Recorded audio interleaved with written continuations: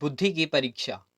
तेनालीराम की योग्यता की परीक्षा उसके पहले ही दिन राज दरबार में पहुंचने पर हो गई।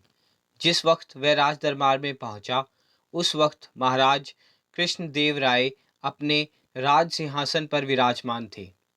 राजगुरु ताताचार अपने आसन पर बैठा था। राज दरबार के अनेक विद्वान लोग एक वाद विवाद में उलझे हुए थे। प्रश्न था, संसार क्या है, जीवन क्या है। राज दरबार के एक विद्वान पंडित ने प्रश्न के उत्तर में कहा, यह संसार एक धोखा है मित्रों। हम जो देखते, सुनते हैं, चखते हैं या सूंघते हैं, वह केवल हमारे विचारों में है। वास्तव में यह सब नहीं होता, लेकिन हम सोचते हैं कि ऐसा होता है। यही बात हमारे शास्त्रों में भी की गई है।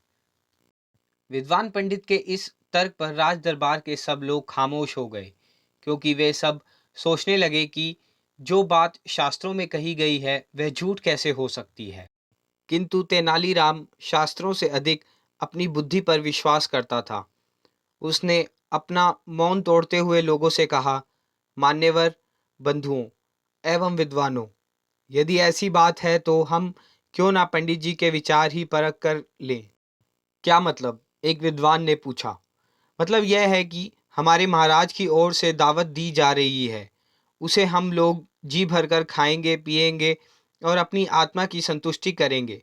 लेकिन पंडित जी से हमारी प्रार्थना है कि वह अपने आसन पर ही बैठे रहें और सोचे कि वह उस भोजन में शामिल होकर खा रहे हैं। तेनालीराम ने बड़ी विनम्रता से कहा।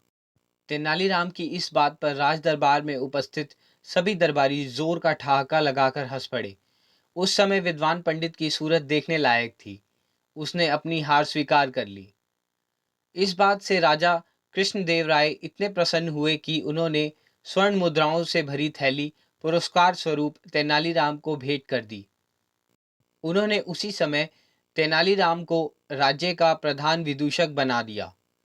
राजा के इस फैसले पर सब लोगों ने ताली बजाकर स्वागत किया तथा तेनालीराम को उसके विदूषक चुने जाने पर बधाइयां दी।